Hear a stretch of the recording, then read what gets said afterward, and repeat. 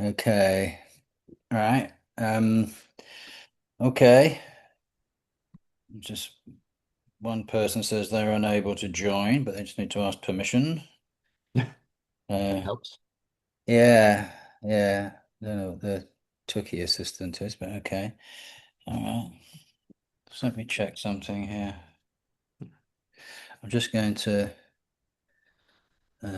decline. Ah, Brad, good morning. Fine. Tech issues working. So you're Morning. you're all okay. You're in fine. No problem getting into Yeah, the. yeah. Okay. All right. Yes. We seem to have more note takers than people at the moment. Is this the sign of the AI future, is it? So, Yes, sir. Yes, sir. Yes, sir. Yes, sir. Yes, it is. it's very weird. All right, if you can keep track of the attendees, then Brad, if that's I'm all going right, to do this. much as I'm going to possible. do this. Okay. Be like what's his name out of Red Dwarf, eh? Thanks, son. What was it? Crichton, wasn't it? Crichton, yes. Yes. All right.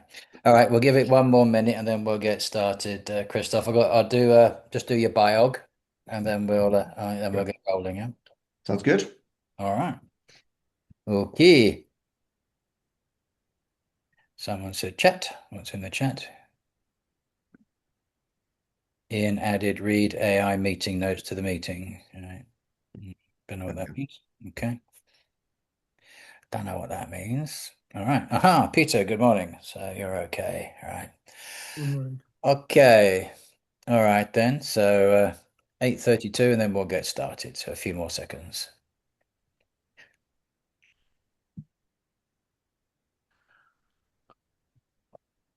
All right. Okay. So I guess we'll make a start then, Christoph, yeah?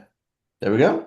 All right. Okay. So very good morning, everybody, to the June Coffee Club. I'm delighted to welcome Christoph Auerbach, our special guest today. Um, Christoph has over 15 years of experience in financial services and management consulting and is the founder of an AI powered RegTech startup. I had to look up what that was. So it's regulation technology. I had to look that up. Correct. Yes. Yes. New addition to my lexicon. Um, Now working together with Invigors, Christoph, previous a senior manager at KPMG, focusing on performance and regulatory-driven transformation, including process optimization and automation and operational resilience. Before his time at KPMG, Christoph held management roles at DLL, Rabobank, and Daimler Financial Services. And in these positions, he enhanced commercial propositions and business models. And notably, Christoph was responsible for Athlon's white label business and led DLL and Rabobank's greenfield operations in Turkey, where he established licensed banking, leasing, and factoring entities. So, pretty impressive record there, and much more to come, I'm sure. So, delighted for you to join us today. Um, as ever with the Callisto Coffee Clubs, we want these to be interactive.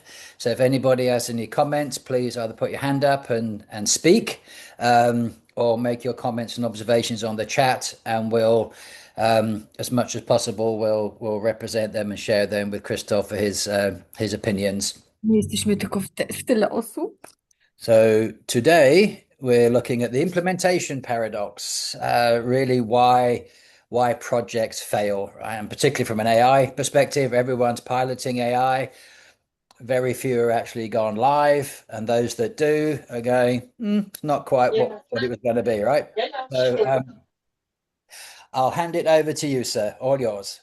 Thank you. Thank you very much. And well, good morning from my end as well, of course. So yes, as oh, there we go. That works. Excellent. Yes, Mark pointed out. We'll talk a little bit about today on AI and why is it not where maybe 18, 24 months ago we all thought it would be or it should be. Um, just answer for yourself. Who of you has, let's say, heard a lot of conversations, had a lot of talk, had very high expectations maybe 2, 3 years ago, following the advent, especially of ChatGPT, and let's say when everybody started talking about AI, this is the new thing. Will it replace humans and so on and so forth? It will transform our business, etc., etc. Um, Probably I don't want to speak for anybody, but arguably everyone has heard that in some way, shape, or form. So the point is, everyone's talking about AI. Lots of slide decks of consultants like myself, sorry for that, flying around, promising the moon. Yet, um, somehow it has not quite landed in BAU, in business as usual, at least not in core processes. So what we see here, and when I see we see, I will mention it quite a few times in this presentation today. It is our own observations, both personally as well as when we work with invigors, as well as, let's say, there are other smart, much smarter people who have done some very special research on that. This is what data suggests, and that is that a very, very high number of organizations do experiment with AI in some way, shape, or form, perhaps pilot it, but only very, very few make it to BAU. Yeah, so we see here a number. We are in the area of 80 to 90% of organizations that have experience with AI, but it is less than 20%. My experience, I would say, my gut feel tells me rather in the teens, maybe in the mid low teens of organizations that really have implemented AI in some way, shape, or form in their operations, in their daily business. Just I'll pause here for a second. Is this something that feels familiar for now? Yes, it seems to be the general opinion right now, doesn't it? Yeah. Which is good because this is what my presentation is about today. Um, As Brad said, he expected Skynet to have plugged him into the Matrix by now. yeah, exactly. So it is bit of a funny situation because the technology is there, the use cases are there. If you look into OTC, you can see some examples here. I will not read out everything. But for example, credit pre-screening, fantastic use case for AI for consistent first passes and so on and so forth. Cash applications, only very recently worked with a client on exactly that problem. The time saving, the efficiency effect is fantastic. Um, the disputes, credit risk monitoring, and so on and so forth. The list is long. I mean, these six. This is absolutely, this is by distance not a finite list. So the use cases really are there, especially when the decision is clear, is bounded to a clear result, and there's an important point: data is clean. Now, here's already one thing that I gave away, if the data is clean. Now, what we hear a lot here and see a lot is that people say, yes, it's good, but it's not good enough. Technology is there, it sort of works, but it's not quite there yet. So we are in a kind of a not yet situation. And whilst maybe 2, 3 years ago, I would have definitely 100% signed up to that. Um, Personally, I do not agree with that each and every time anymore because the technology has evolved massively over the last, especially in the last, I would say 12, 18 months, but in fact, in the last 3, 5 years, the pace that AI has progressed, that it was staggering, quite frankly speaking. And it still is at such a pace. What is possible today was not possible 6 months ago and was on the wish list maybe 12 months ago. Which is also means, by the way, I quickly go back to the use cases. If ever you come across a use case where, with all good reason, the technology is indeed not there yet, do not shelve that. Keep it on a backlog because and revise it in 6, 8, maybe 12 months because maybe then it is viable. I've had a very concrete about a year ago, just over a year ago, I spoke at a conference in Amsterdam. Um, and we came, there was such an example of a use case. It was a question from the audience, and the fair answer was like, yeah, maybe not quite yet. Looking at that back now, I would say have a look again because the technology has moved on so quickly. But then there are some arguments that sort of never go away, which you see here on the right side. Data is an important one. And I do agree in many cases, but not in all of them. It really depends on the use case, on the sort of technology deployed. There are, for example, models or use cases, application areas, which really are dependent on your internal data. So data availability and clean data, obviously in this case, data quality is paramount. But there are also use cases. If we go back, I can point out a few where, let's say, globally, generally, externally trained models are completely fine. Important one, of course, is also governance, business case validation. I'm going to talk about the business case in a moment anyway. So my point is here, the threat that I see here is that this not yet is becoming from a reasonable argument, slowly but surely, bit of an excuse, and that is something that I would like to caution about. I think if I But could just yeah. jump in there, Christoph, I think when it comes to regarding data and master data and so on, I think one of the areas of weakness in most organizations is the majority, I would say, are not actually clear what that actually means, right? Something I say frequently, like for example, if we're talking about master data from the credit control perspective, an area that I would guarantee 99.999% of the time we get overlooked is the field that has the dunning letters suppressed, right? Or not, right? Now, this is absolutely vital when you're moving forward and you want AI to be doing your, prioritizing who to call, sending out statements, reminder letters, and so on. And I would guarantee that this is a field that nobody would think about, right? So and many others as well, payment methods, payment terms, but just sticking with that one, because that's something that's done by somebody else. So you would either be sending out reminder letters or not, because this field has been overlooked, right? So I think it's important that as part of these projects that people acknowledge that they don't know what they don't know and come to companies like yours or ours and say, right, what do we actually mean by data? And I couldn't agree more. Thank you very much, Mark, for this addition. That hits the nail on the head. Yeah, nothing to add really. But and key message, just to reiterate that really, data itself, or perhaps lack of data, or lack of data quality, should not be an excuse. Yes, for some use cases, absolutely, but absolutely not for all of them.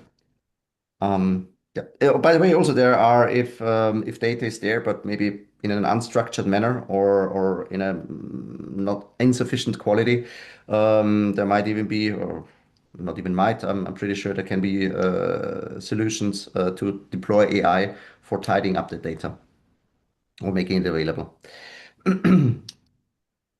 So, before we quickly look into what are really the reasons, what we see behind that implementation gap, and judging by AI is there, technology is there, I'm saying technology is actually pretty advanced.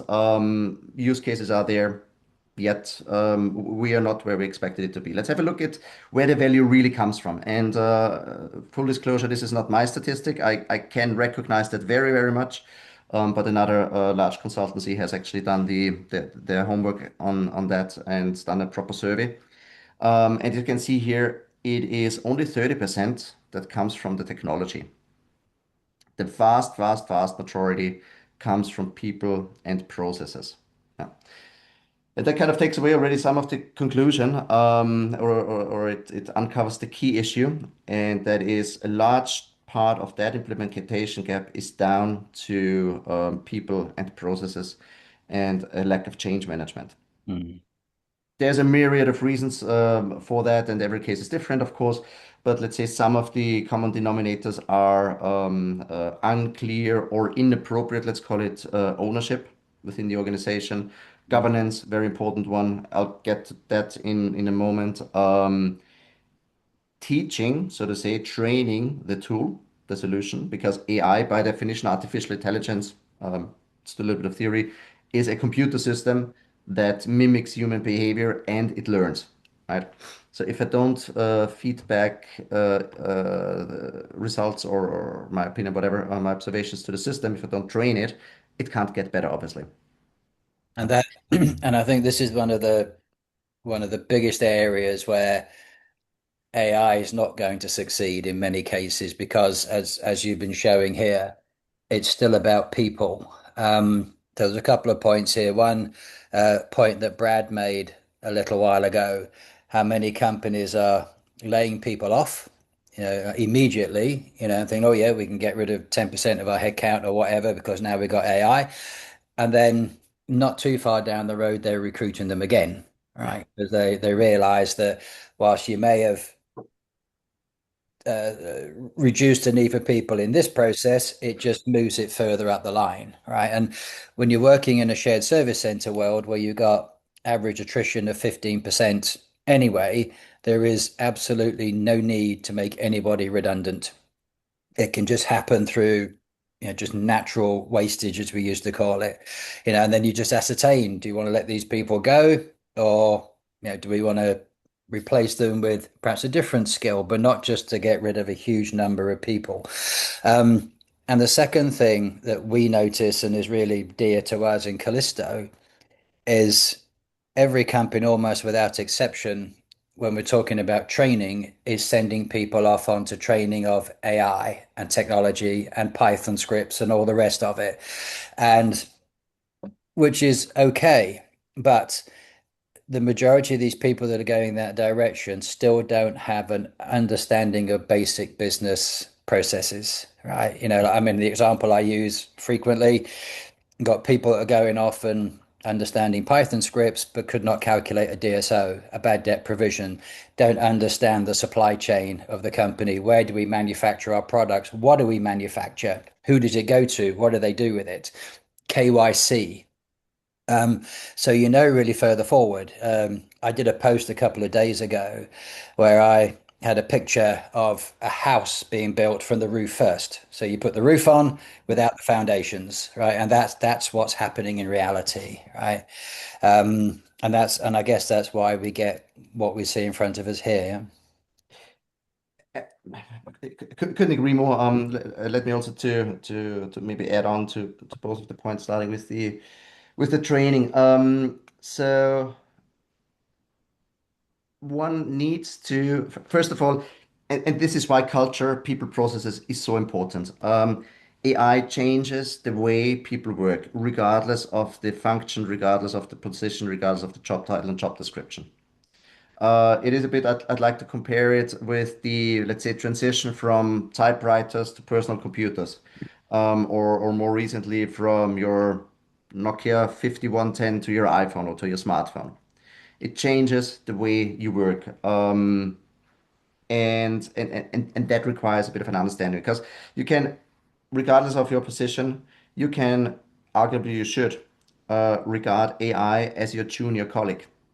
That means also, from a personal perspective, the way you work, a couple of things. Number one, you need to understand what you do and especially what you try to achieve and how the output, how the outcome should look like. That's number one. That's a understanding of the processes and the world around you, to your point, Mark. Number two, you need to be able to feed that, to brief your junior colleague in this case, and you need to be able to compare that with the output and then give feedback. So you are suddenly everybody, in fact, becomes a people manager. And only if you do it this way, only then the system can learn and can improve over time.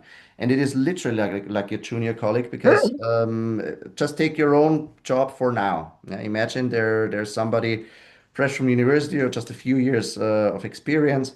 In the first few months, you will have to do a lot of explaining and a lot of training and so on and so forth. But 6, 9 months down the line, you will feel the relief. And after a year, you absolutely do not want to get rid of this person anymore. You cannot imagine life without her. And it is similar with AI, maybe with the difference that it has some limitations that humans don't have because systems don't think, etc., etc. But it is a lot faster in learning. And that is something about the processes, the basic understanding. That's one. Number two, everything I just said has a huge cultural impact. Uh, And then we come back also to Mark, what you said. There are very basic human soft dynamics. Fear, for example. Um, shall I tell my supervisor, shall I tell my team that I have performed this and that with AI, and instead of 1 hour, it took me 10 minutes? Well, I could, but then how is this regarded? Yeah, will my manager consider of replacing me or somebody in my team? Yeah, get rid of me, get rid of resources. Will they think I'm lazy? Will they ask questions? What have I done with the remaining 50 minutes, and so on and so forth? Um, I want to I tell you a little example about myself. Full disclosure, full honesty here. Now, this presentation, this PowerPoint that you see here, I have created that with AI, with the help of AI. I did have a very clear picture of what I want, and I had some references, blah blah blah. But the hard work, the labor was done by AI. Now, in the past, let's say 2, 3 years ago, such a document to make it look spotless and so on and so forth would easily take between 3 to 5 full working days. Now with AI, I had a first draft ready for fine tuning within half an hour, and in the meantime, I also had a coffee and I cleared the dishwasher and filled it up again. It was actually quite cool because when I started, I gave the prompt and then I saw the system working, and you can see like what it does and its kind of process, how it goes on, so forth. At the first minute, I was like, "Hey, this is pretty cool. Now I have somebody doing the work for me." And then a nice sip of coffee looked outside of the window. And So that's that lasted about 1 minute. And then I decided, you know what, I'm going to do some emails, I'm going to do the dishwasher and all this kind of stuff, right? And what this shows, it's a small example, but what it illustrates is the following. Yes, there was 1, 2 minutes, whatever, of time that I have literally saved, that I have not worked. And that is the equivalent to, let's say, the cost savings. Yes, certain that there will be less need for resources, and it can have a certain cost saving component, that the wide deployment of AI. But what it really does are the remaining 55 minutes, let's say, or 57 minutes in my example. Yeah? Because within this hour or the course of a working day, I just got done so much more. So what it really is a massive productivity driver and increaser. Yes, along the way, certain people will, certain organizations can reduce their costs and their capacities. But again, in the mid and long term, it's like with every technological revolution since the Industrial Revolution, experience and not only theory, but data shows that there will be new jobs. There will be other positions. That's why also, Mark, to your point, um, I also see it a little bit critically if I read that this bank has let go of so hundred many or thousand people because of AI, and made let go another, I don't know, 4,000 or something like that. It might be a bit short-sighted. Yeah. If an organization really has that pressure immediately, different story, yes. But I also see that a lot of these people who are being let go now, that very soon they will be rehired in the same or in adapted or completely different positions that do not exist today.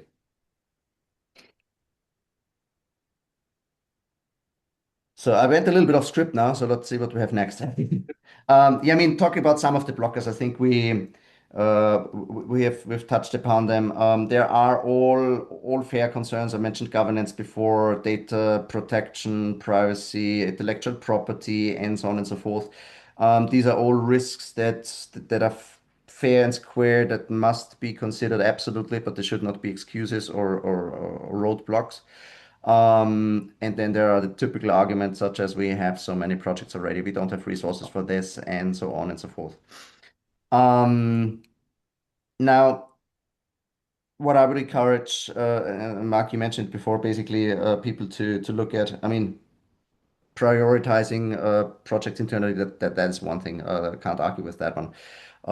But I think it's really important to be aware what AI can do, what are the use cases, what AI can do, where are its limitations, at least for the time being, and to set the expectations right there. And very, very important, to build trust and to engage the business functions.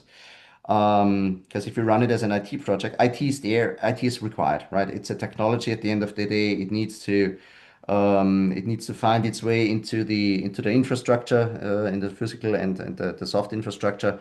Absolutely. But then it becomes not an IT tool. It becomes actually a digital colleague of the respective function, department, whatever. I think I, another, yeah. sorry, Karen. No, I'd like to regard AI as then the colleague of, for example, the credit department, and IT or the IT function is, if you want, so the HR for AI. Yeah, they need to make sure that it works, that it feels nice, and it does what it should do, and it's within its boundaries. But in the day-to-day operations, it's down to business. I mean, a lot of what you're focused on is the regulatory side of things, or the guardrails, which I think has become the buzzword around that now, hasn't it?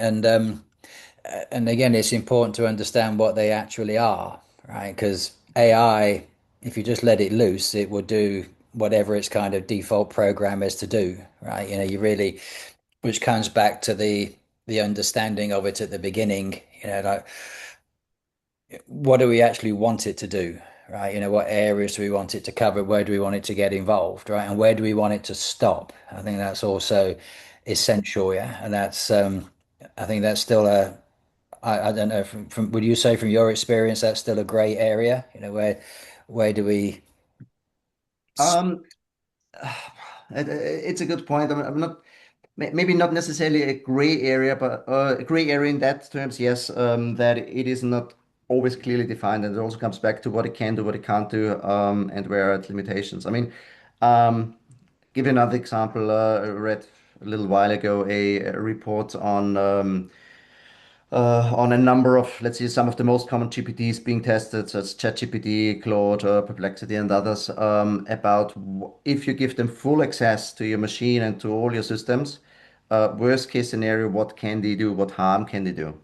Thinking of Claude Coburg, for example, and the response was that in all cases, somewhere, I don't remember the exact figures, but it was north of 70% up to 90% in the very worst case scenario.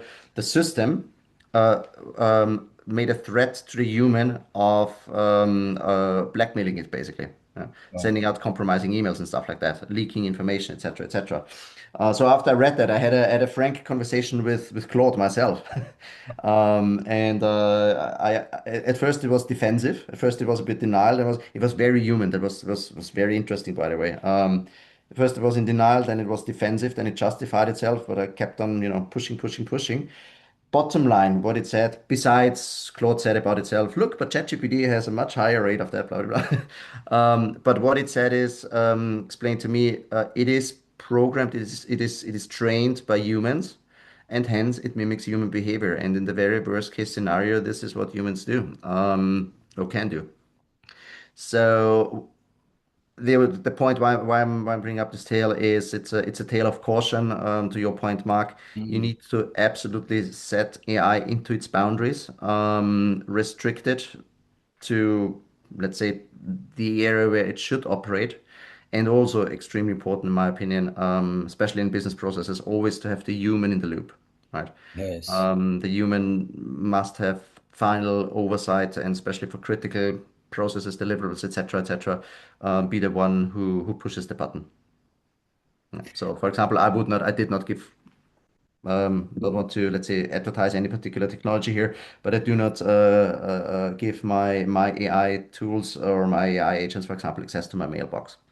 And when it comes to editing things, I always click on allow once instead of always allow, and so on and so forth.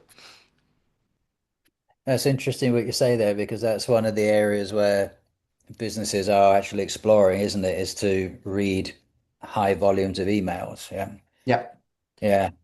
But To also here, I mean, that's again, reading emails and even composing emails. Fair enough. I know a very interesting solution in the leasing asset finance industry that does exactly that. That reads inbound emails. It looks up the information in all the back office, core leasing systems, and so on and so forth, and then drafts a response which the human has to check and send out. Fair enough. Look, this is a really good use case. It works. It's a proven concept, but the system cannot do any harm insofar that it cannot modify any data in the systems, and it also cannot send emails by itself. Even though technically it could, of course. So yeah. Okay. Caution all the way. Absolutely, absolutely. But again, coming back to your employee, if you have a rogue colleague, yeah, good luck with that. You also need to be careful of that, but different dynamics, of course, Okay. but caution all the way, yes. Mm. So yeah, I mean, there's a bit of an example. I think we touched upon that. Call it the pilot that never ended, which basically addresses the point of yes, we've tried AI. The results were mediocre. We went back to basing the decision the way we always did it. And the pilot ends with results are not great. Business case does not pay off. On to the question, have you actually given feedback to AI? What was good, what was not good? The answer is no. Well, how should a learning system learn if you don't teach it? Right. So in this case, and this is not a unique event. This is extra. I put it out there because this happens so often. Mm. And this is not a particularly new story. I mean, we're talking about AI now as the latest generation of technology, but we probably all encountered similar. I certainly recall a story 20 years ago. It was exactly the same, where a company I was working with spent huge amounts of money installing Oracle, and then spent the next year just bespoking everything back to the previous system they had before, right? And didn't take advantage of all the functionality that Oracle had. They said, nope, this is what we used to do. So now we're going to change it all back to what we had before. We just had different color buttons and screens, basically. It was in essence, it was really a waste of time. And the point was it was driven by the IT team who didn't actually engage with the business. Because when I came along and said, where's this function for credit control, and where's this and where's that and where's the other, and they said, oh, nobody asked for that. So yeah. So it's nothing new, is it? We're just now capable of capturing more data quicker, but the human frailties are still much the same. Yeah. Yeah. And you know what, Mark, this story sounds so familiar that I'm wondering if we were working for the same company. Well, we'll talk about that offline. But interestingly, the head office was not far from where you are. Yeah. All right, okay. No, then it was not the same one, but yeah, anyway. So yeah, not you were not alone. That's a given.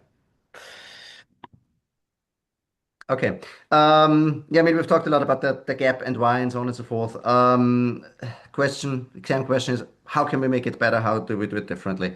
I would say my suggestion or consideration number one would be indeed engage the business, make sure people understand the processes, and arguably most importantly, train people on both the processes, on the output, how it should look like, and absolutely do not forget about change management, the cultural side. Um, uh, it is such an obvious one, and it is a soft one that so often gets overlooked. Probably because it is too obvious, or arguably it is too soft. I don't know. But I've also, by the way, in the past done a lot of work on separation integrate, post-merger integration, and most integrations fail because of culture, because of a lack of change management. And people are aware of that. People know that. Consultants like myself keep telling organizations to do that. Do not forget about it. Do not underestimate it. And yet it still keeps on happening. And it's absolutely no different with AI. So I cannot stress that one enough. In hindsight, I should have probably become a consultant on change management because I don't know too much about it myself. But yeah, do not underestimate it, even though it's a soft on the brackets topic. There are so many opportunities here. We mentioned earlier about high rates of attrition. And most of those are because people are still rammed into silos, and are not allowed to really engage in the business, right? So they don't understand the end-to-end business and so on that we are talking about before. With any technology project, and like what we're talking about now, the change management and the buy-in, you can engage pretty well everybody. I mean, if we're talking about just credit control, order to cash, and so on, there are so many aspects that each person could interrogate, right? If we talk about going back to the master data, how many payment methods we got, how many payment terms, how many customers, this Dunning letter field I talked about earlier.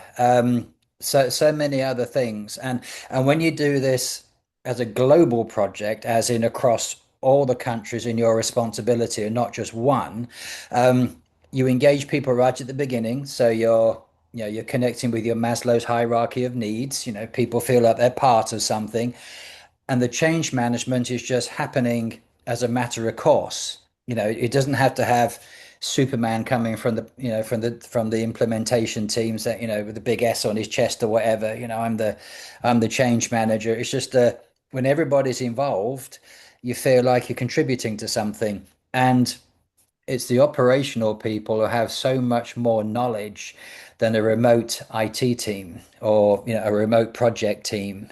So there's just so many opportunities. And like you said, Christoph, it's probably so obvious, it's in front of everybody, it gets overlooked, right? And just get everybody to buy in, then you're part of something. Yeah, exactly. It is as simple as this, really. Yeah. Yeah. Really? So yeah. So it does not even need to be expensive. That's the point there. Yeah. Yeah.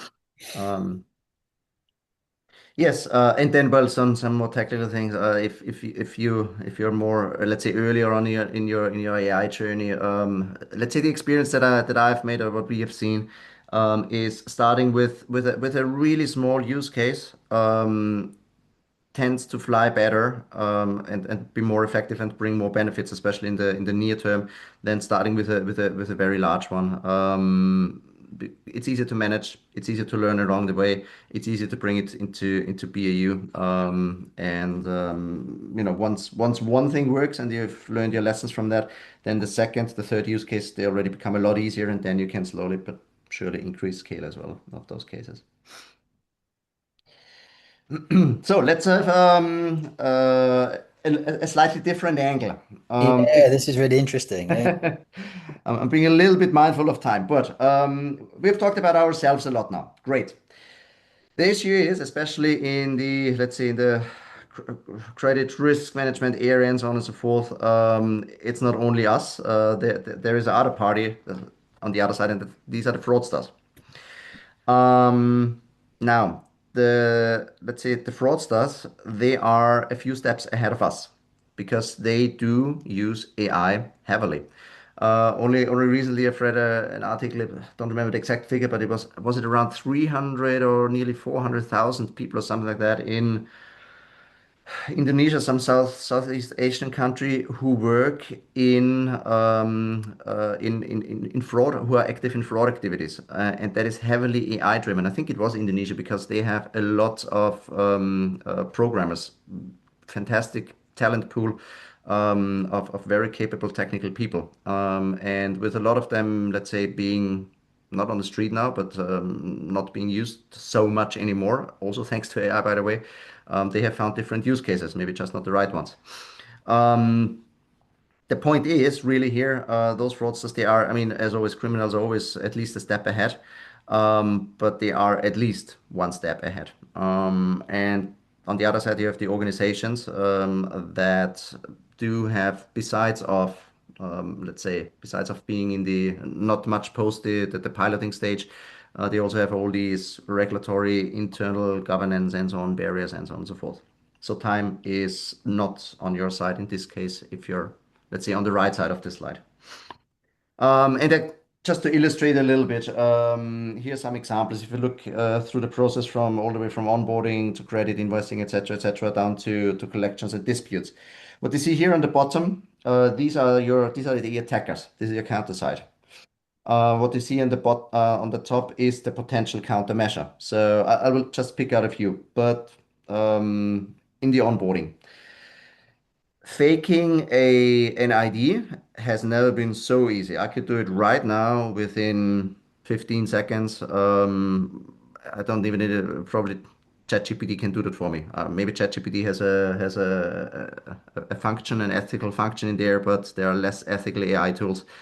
Without naming them, they would produce it like that.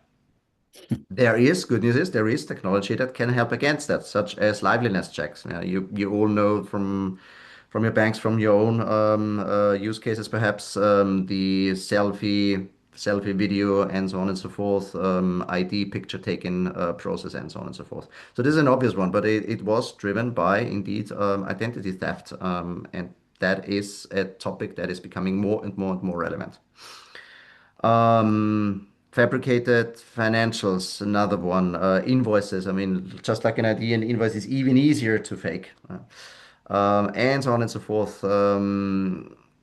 The again, good news is on the technological side, there are countermeasures. But as you maybe just answered for yourself on the top, as you read from left to right, number one, probably many, if not all of you, have implemented. The further we move to the right, don't know how let's say how high the implementation or adoption rate is on that one. Whereas I can tell you on the bottom, reading from left to right, criminals are definitely very much and at a massively increasing scale deploying all of that. How does, from a shared service center or business point of view, how do you get involved in the defense side of things? Is it something that's just a given with implementation teams, or I is mean, it something we should be shouting from the rooftops? um, short answer is it depends. I mean, now we're coming back to what use cases do you implement and in which list of priorities or which prioritization. In the first part, or maybe 10, 15 minutes ago, we've talked benefits. One of the key benefits of AI is increase of productivity, to some extent, decrease of costs. Um, if your organization has a serious issue with one of, and these are some use cases, by the way, in a bit more detail, with some of that, maybe suddenly you prioritize, for example, countermeasures to, I don't know, fake invoices, to make it up right now. Mhm. So it really depends is the short answer. The question is, and even if fake IDs have not been a particular issue in your organization, fair enough. Consider how quickly it comes. Consider the potential damage that it can do. Mm. And hence you have your business case of potential costs, both immediate financial damage, regulatory penalties, customer trust, and so on and so forth. That has an impact on new business development then. That is the cost that you would save or reduce in that case. So it's again a matter of prioritizing the business and the underlying, the use and the underlying business case. Yeah, we had that last year in the UK with those different supermarkets, wasn't it? That got there was three or four of them, wasn't there? I think a Yeah, co-op, so on. Yeah, yeah, yeah. yeah, yeah. The reputational damage is huge. Mm. Exactly, exactly. And that's hard to put the reputational damage. That is hard to put a number behind. Yeah. Mm. Yes. Okay. I mean, just answer for yourself as you see some of these use cases here. Have you seen this? Have you come across it? I mean, I for myself, I don't know how many phishing emails I get, and I must admit, it was not long ago when I nearly fell for one. I did open it, I did follow the link, and that is where it started smelling fishy a little bit. But it was so, and then I had another close look. It was so well made. Mm. That phishing email 6 months ago, until then, in fact, the phishing email was super easy to spot. But that was the first one I thought like, oh my God, they are on a new level now. Also the process behind it and the sort of information they first wanted only to gather me, basically validate my email address, and I don't know what would have happened afterwards. So they didn't even ask for a password. But yeah, be aware. Point is, I don't think I go out on a limb if I say that all of you have seen some, if not many, of these use cases, and also the ones that are not on the slide. Which brings it back to fraudsters are ahead of the curve, at least compared to us. And then I also answer for yourselves, if you look at let's say that the counter use cases, how much is implemented in BAU in your organization? Yeah.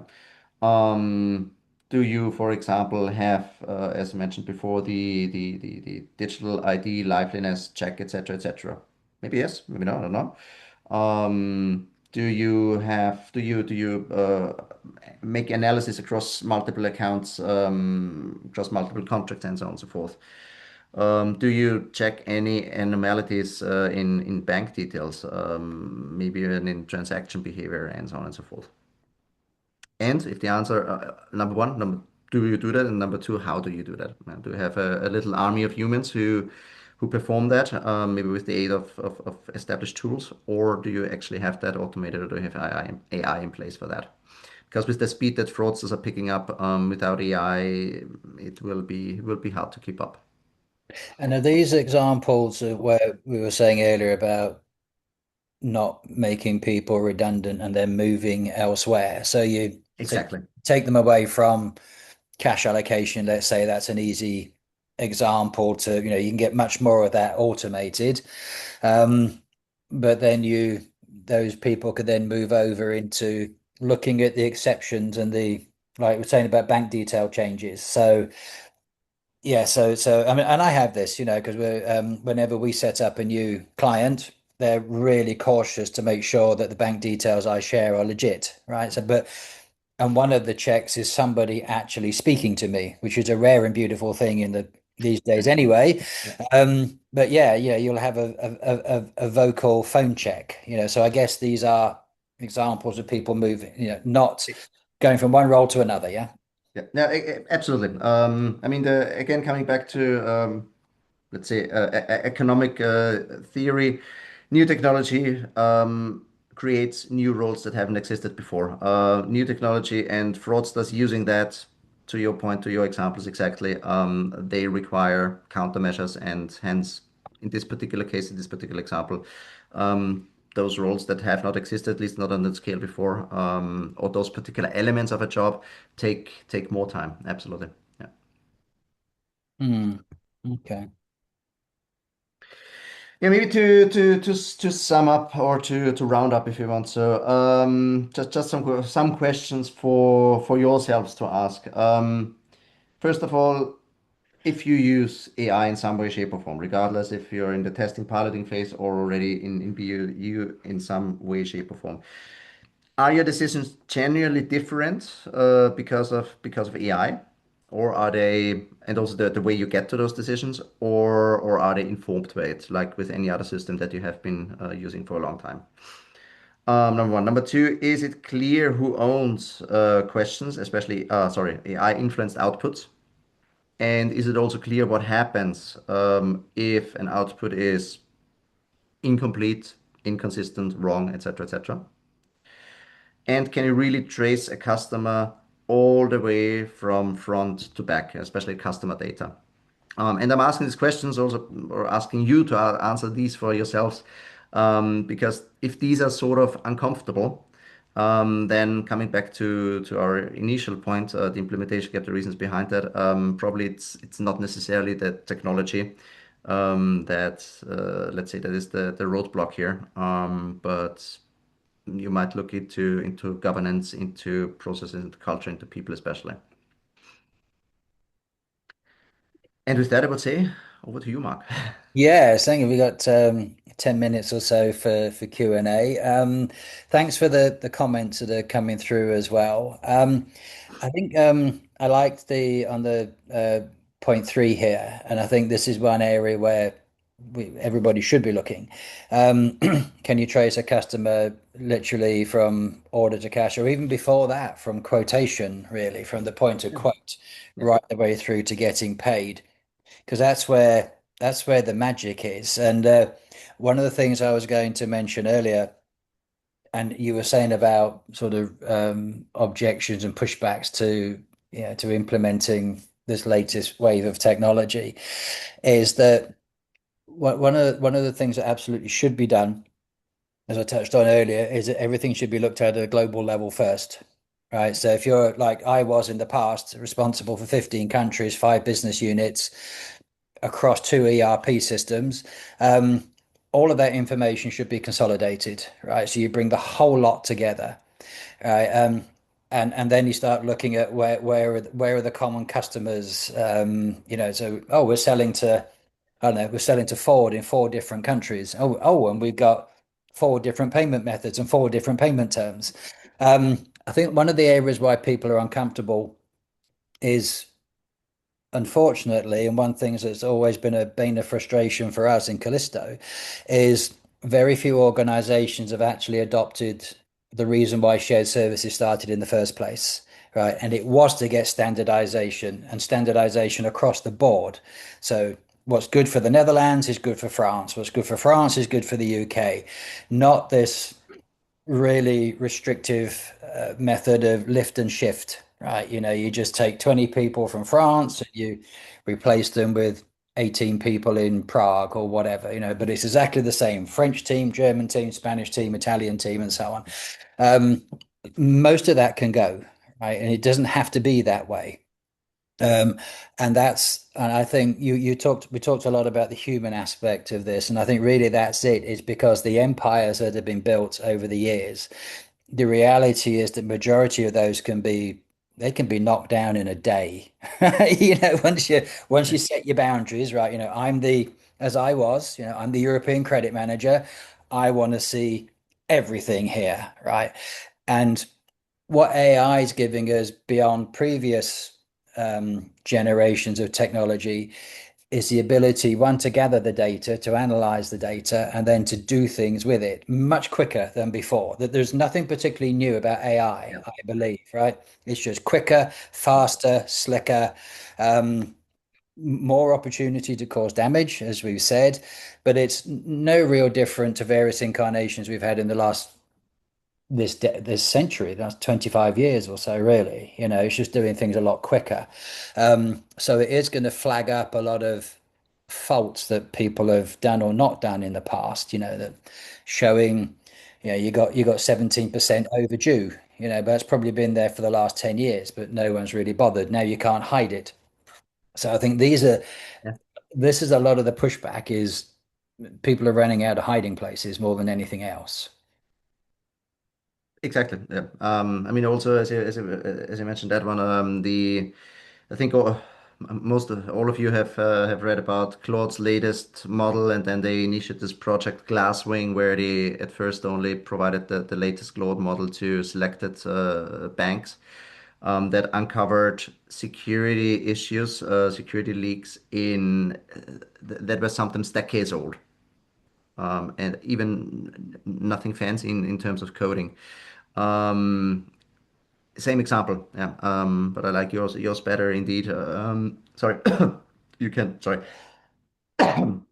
Point being, you can't hide anymore, or it will be harder to hide, so to say. And some people do find that uncomfortable. Yeah. Brad, do you want to jump in and add anything? You're all over all these solutions, aren't you, in a big way? So what's your? I know you like them. So Oh, yeah, I have. Yes, I have an entire stuff. I mean, I understand certainly the idea of replacing people with the idea that will return on equity or investment. I get that myself. But I think what as I'm listening to this, and certainly the more sort of sinister end of this, I kind of see what's going to happen. In one sense, you're going to have AI is going to make people more productive. AI is going to allow more transactions to go through. It also means that a lot more bad actors can slip into that slipstream, if you like. And the whole point I see of AI as humans in the mix is that we will be able to deal with the edge cases a lot more. It's a matter of making sure that we get sent the right edge cases, that we're not clogged up with false positives, but that we get to see the proper ones.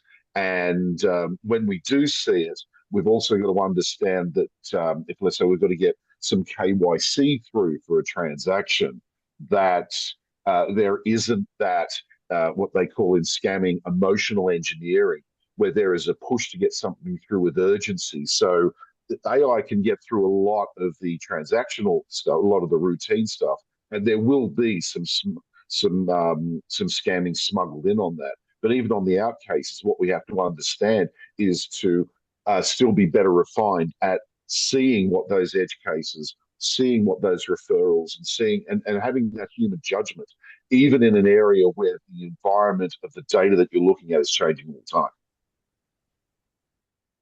time. Good stuff. I'd just like to come over to Raghav. Are you there? I'd like to ask your opinion because you're on the other side of this. You're a tech implementer. I'd be interested on what you're seeing from your side. Yes, yes, Mark, I'm here. I'm quietly listening, and it was a good stuff. Thanks for arranging. So, from my side, as we said, uh, as you rightly said, that and when I was in the Budapest and the other event, what we are, especially from the Europe market, what we are seeing is the people are still thinking about the standardizations of or optimizing their process. That is a downstream process than the upstream before adopting. So they want to stick their process together before implementing any kind of an AI or agentic. That's the one part I was looked and observed it. And the second part is yes, the after AI adoptions, then the outcome, the value generations it creates for them, and that is still missing for the executive and board members that we are all, whether it is a hype versus fact. So that's the kind of trend is emerging. So we need to ensure that while adopting the AI in the GBS, or that's for us, especially what we are looking at Imagia is how we can clearly give that ROI for AI adoptions. That's the first thing. And before that, we would like to help them instigate their process and cleaning their data to get a better result and outcome for them. So that's what I was looking at in that process. Your implementations and outcomes becomes more easy to track. So that's what I was looking at from this entire conversations. Mark, that's the key note from my side. Thanks. Christoph, do you want to respond to that? Short answer is yes. I mean, fair enough. Yeah. I was also parallel to what you said, and it's going a little bit along the lines of that. There was one comment about was Danone, I think, not liking to do pilots because they like to improve their own processes first. And to be honest, I couldn't agree more. I would argue with the argument I don't like pilots, but I'm not a fan of implementing any sort of system for the sake of doing that, may it be AI, may it be automation or whatsoever. Correct.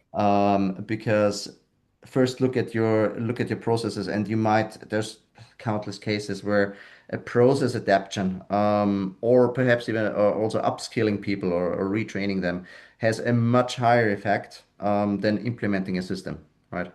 But I would say I don't like piloting. I disagree on that one because piloting from a technical perspective, I think makes a lot of sense.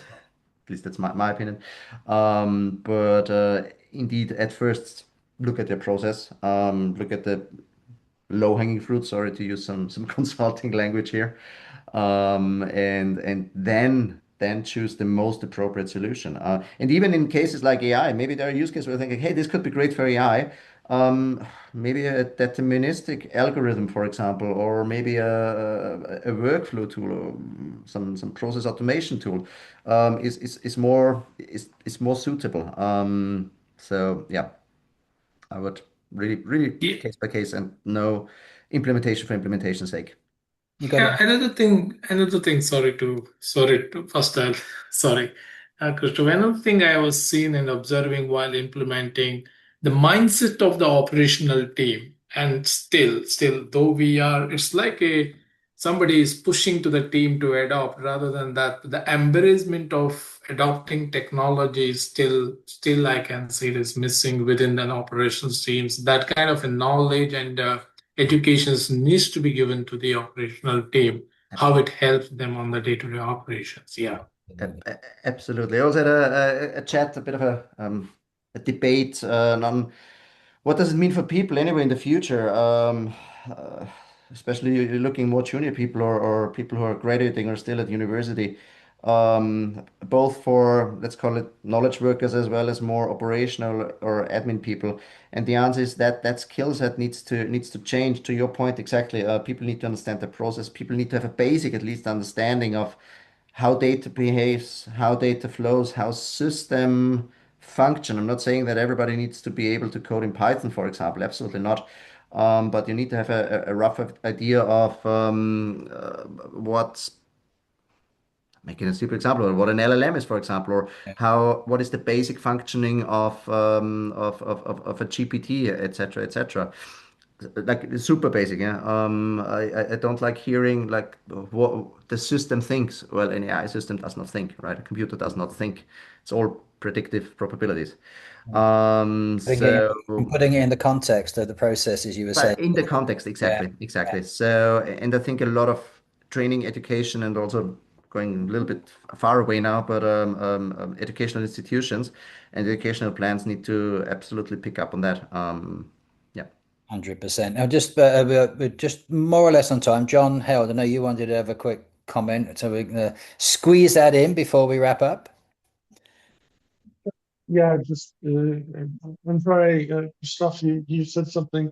There were at that ABSL there was some guy who was supposedly the godfather of AI or whatever, and he actually thinks that AI can think, which I thought was an interesting comment. But what I wanted to say real quickly was I wanted to clarify. I may have written or misspoke about Dan and the Dan and manager. It's not that he's against piloting so much. He just feels that if you focus on the things and you sort of build slowly in a single direction, pilots oftentimes suffer the same problem that you were talking about, Christoph, is that people pilot, they evaluate, and then it dies. And he found that if you just focus on getting the processes and the people, and then move slowly forward without really focusing on the piloting, then you can sort of build on your successes and move in a single direction instead of having to go in the iterative process. One step at a time, yeah.